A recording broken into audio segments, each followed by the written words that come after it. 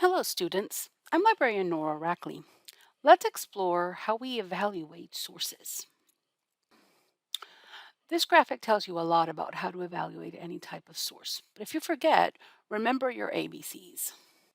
The author of a source is in charge of everything about the source.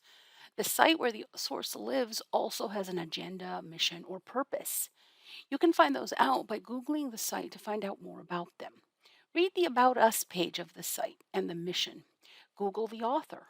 Find out about his or her qualifications. Are they real people? Are they credible? Bias is an opinion. Everyone has one. Bias is not good or bad, it just is. Ask yourself if the site is trying to sell you something like an idea, a product, or a point of view, or if the site is purely informational. The author of the source will go along with the site's purpose. Finally, ask yourself, are you agreeing with this because it's what you want to believe? Do more research. Try to find opposing views. Challenge yourself and your ideas. Read the actual stories. Don't just read the headlines. Like this graphic says, sometimes you're just being baited by sites wanting to get clicks. What's the real story?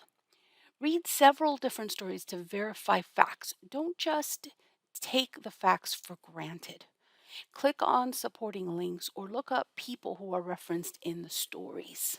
Make sure the sources that they used are credible as well.